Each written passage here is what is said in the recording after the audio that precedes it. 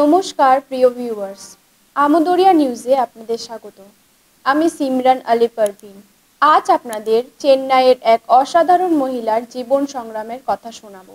মুসলিম সম্প্রদায়ভুক্ত এই নারী পুরুষদের সঙ্গে পাল্লা দিয়ে এক অটো চালাচ্ছেন, তাও হিজাব পরে। তার নাম ফাতেমা। সাধারণত যে চালকের আসনে পুরুষদের দেখা যায়, সেখানে ফাতেমাকে দেখে অনেকে চমকে যান, প্রশ্নও করেন। ফাতেমা সেটা জানেন। তিনি বলেন, অনেকেই তাকে চালকের সিটে দেখে অবাক হন। এটাও জানান, অনেক সময় পুরুষ যাত্রীরা অভ্যাসবশত অটোর সামনে এসে বলে থাকেন, চল চল বা যাবে নাকি। যখন তারা দেখেন চালক মহিলা, তখন তারা দুঃখ প্রকাশ করে বলেন, আমি দুঃখিত, বুঝতে পারিনি, কিছু মনে করবেন না, চলুন চলুন।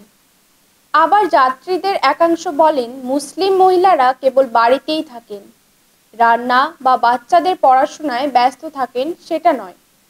এখন বোরখা পরা মুসলিম মহিলা অটো চালক সত্যি দৃষ্টান্ত। ফাতেমার জন্ম চেন্নাইতে। শহরটিকে খুব ভালোভাবে চেনেন।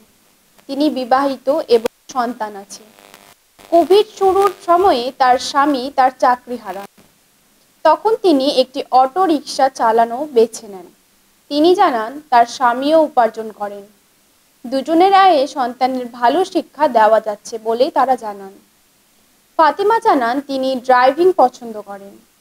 তিনি জানান, যাত্রী পৌঁছানোর ফাঁকে তিনি সন্তানদের স্কুল থেকে আনা নেওয়া করেন, আবার সময় মতো টিউশনেও পৌঁছে দেন। তিনি এটাও জানান, তার যাত্রীদের মধ্যে নারীর সংখ্যাই বেশি। তবে চেন্নাইয়ের বেশিরভাগ অটোরিকশা চালকের মতো খাকি পোশাক পরতে পারেন না তিনি। তিনি জানান, বোরখা পরা মানেই ধর্মান্ধ অথবা ঘর কোনো নন নারীরা, বরং তারাও ঘাম ঝরিয়ে সৎ পথে রোজগার করতে জানেন। মহিলা অটো চালকরা চেন্নাইতে একটি ক্রমবর্ধমান নগরীতে শতাধিক নারী অটো চালক রয়েছেন। দুঃখের বিষয় হলো, মহিলা অটো চালকের জন্য পর্যাপ্ত টয়লেট চেন্নাইয়ে এখনো নেই। আপাতত এই পর্যন্তই, পরে আবার ফিরবো অন্য কোনো খবর নিয়ে। ধন্যবাদ।